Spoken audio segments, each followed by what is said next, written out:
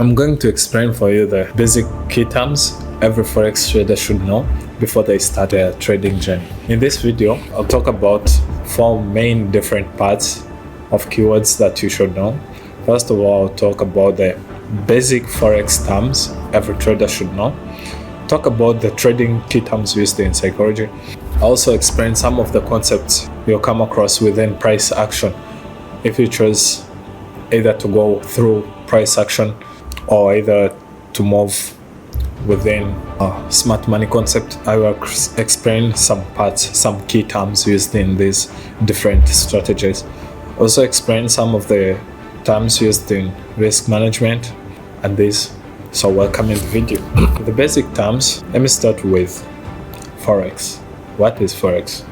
Forex is the buying and selling of different currencies with the aim of making profit through the fluctuation of their prices, of course. So suppose you are traveling from a given country, you're moving from Abu Dhabi, the UAE, or going to the US. You have to convert your dirhams into United States dollar. And then that action you are doing, that same process you are passing through, that's foreign exchange. That's what is Forex. But then the difference between Forex and Forex trading is that then people who involve in Forex trading, they go inside with the aim, with the purpose of making money, with the purpose of having gains through that kind of process. For example, we have seen Forex bureaus, those are doing Forex trading. They are trading currencies. You go there to buy from them a given currency and they sell you another one and they make tiny profits through that kind of an exchange. And then as the internet has boosted a lot of things online, you find that now this can participate within this market industry, which is even by far the biggest industry in the world, that moves around $6.1 trillion per day. You find that it's a very massive industry. So Forex, there are key terms that originate from foreign exchange, basically all that process that I explained from above. Then let's continue through the market structure terms.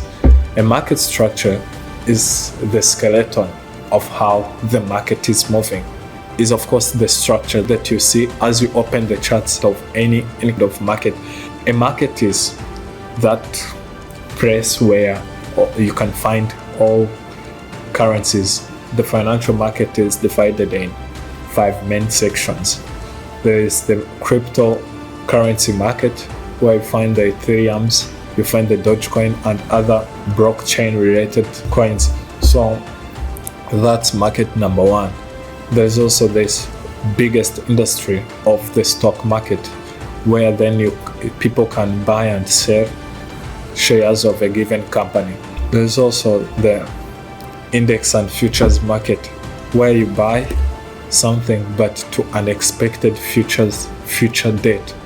Like you can find that nowadays people, especially the airlines, and you find that countries are buying oil, storing much oil with the anticipation of that the prices in the future might increase due to this of US and Iran war. That's the futures market. In the futures market, there are typically almost anything, which from commodities to from where you can find they sell maize, they sell sorghum, they sell oil, they sell a lot of things, cotton, steel, many on this commodities market, anything like which is a commodity, salt, coffee, tea, a lot of things.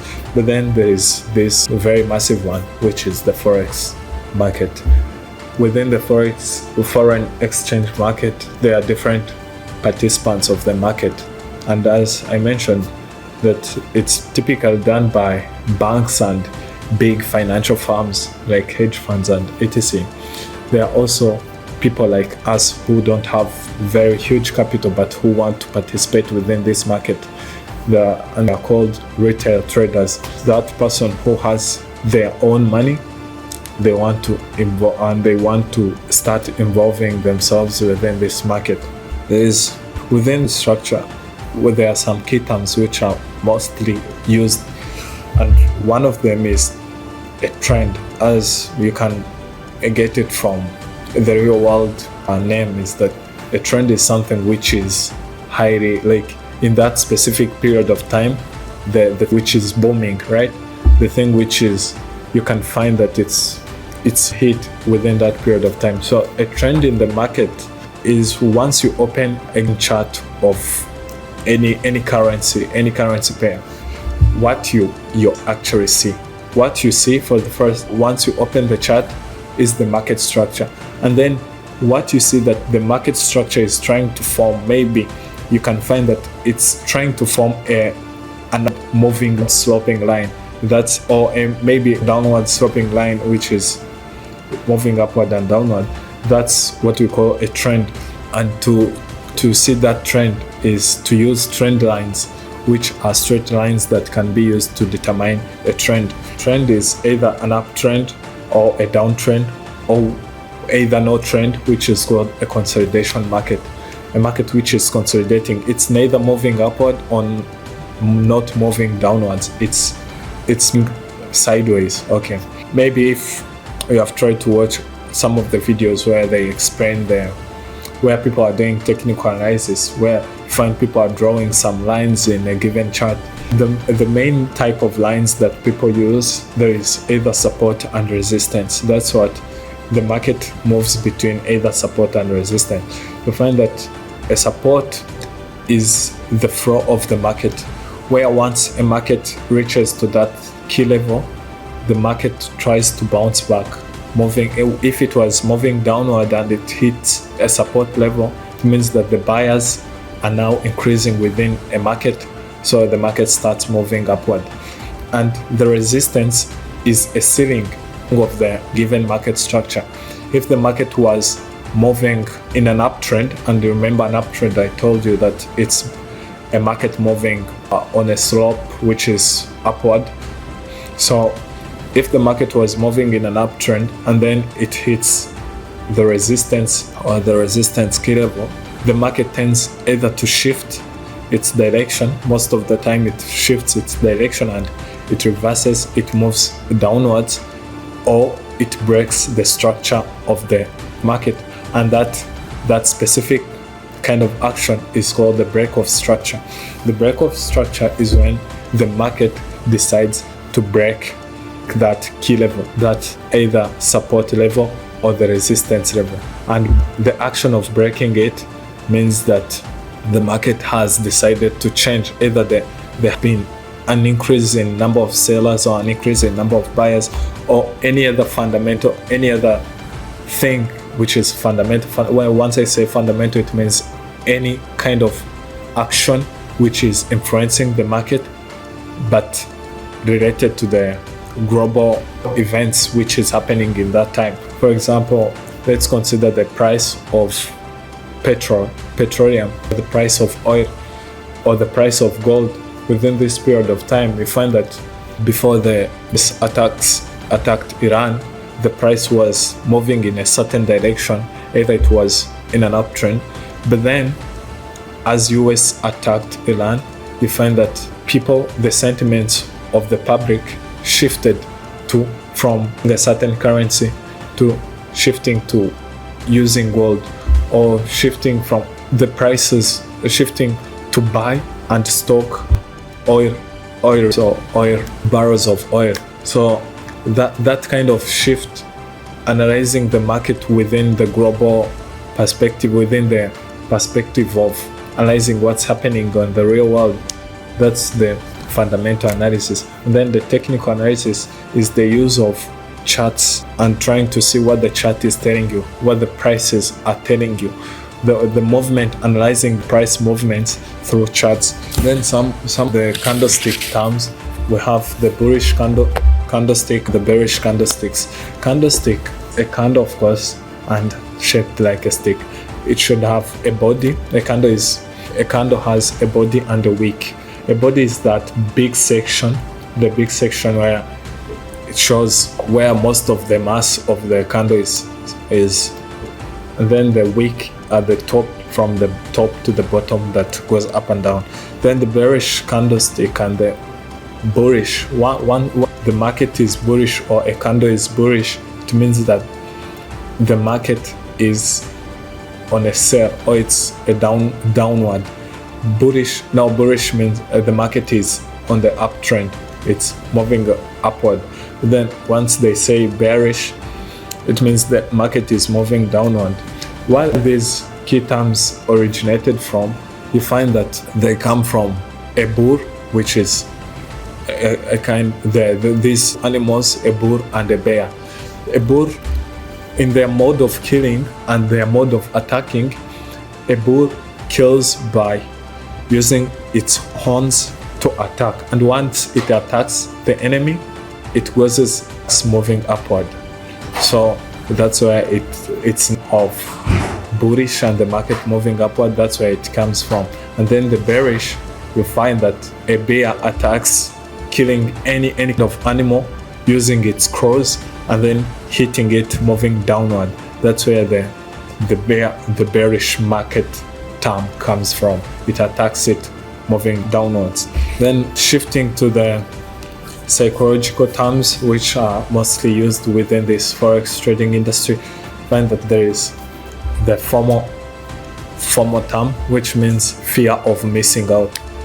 Everyone who is involved within this market, either the investors or the retail traders, you find that they struggle with this thing of fear of missing out. You have analyzed the market, but then your psychological reasoning tells you that you might end up missing within this kind of opportunity.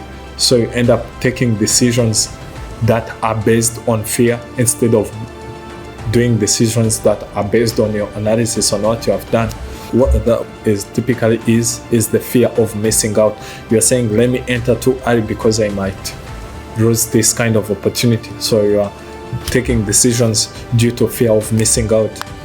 Then for example, suppose there were two investors who want to invest in a given startup, but because the startup is moving so fast, you say that I have seen other companies in the past that started things similar to this and they went booming, they went viral. So let me invest too early within this company such that I might not miss out within this kind of opportunity. And then you find that you are basing your decisions on this kind of fear instead of focusing on what your research tells you or what any things told you about. Another thing is revenge trading. Revenge trading, what typically means is that after losing money through the market, then you want to regain it back, then you want to have it back, but you are forcing your entries, you are taking false entries with the aim of getting back your money. That's revenge trading. There's also over trading, which means pressing many trades within a given set of time, that though say opening many trades that your out balance can't handle. That's over trading. There is greed, fear and discipline. Greed is typically trying to over leverage your account, trying to using the bigger lot size that your account doesn't support, or using high leverage that your account size doesn't support. And fear is when, due to past mistakes that you have committed, then you are afraid to enter in the market. You are afraid to open a trade, go in a buy or open a sell position, because you think that your past mistakes still haunt you. Your past actions are still hunting you. Now let's go to the professional key terms. The professional terms, now we have the backtesting. You have heard of maybe backtesting, where in backtesting you find that you are trying to analyze the market from the past experience. You are trying to analyze the market from past data, from what has happened in the past, instead of analyzing using the of today, what is happening today in the market.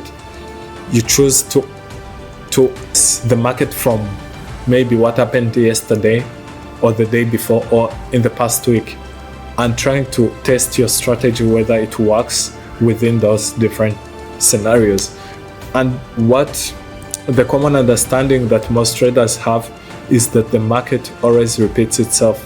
So using the backtesting method, where you can train your strategy from the past data, from the past experience, and then before moving it forward, that gives you an edge within the market. We have the forward testing, then this is the opposite of what I was saying in the back testing. The trading plan, this is where you have to make a plan of what is your aim within this market, what is your goal before opening any trade, what are you aimed to get from this trade. We have to take forex trading like a normal business, a normal company, where as you start a given business, you have to have a plan. You have to set up that you are willing to invest within this business, and set up the risk exposure, set up all the expenses that you have. So within the forex industry, going through it, you have to do the same. You should have the allocation that you are willing to invest, and how you will invest it. Either if, like, say, like if you are planning to invest $500, you divide it into different sections. You say this part maybe into prop firms, buying prop firms, or this into real account. Also, you should have a plan of the risk amount you will be risking per trade, and the amount of money you are willing to gain through a trade by risk to reward ratio. Now, this is the end of my video.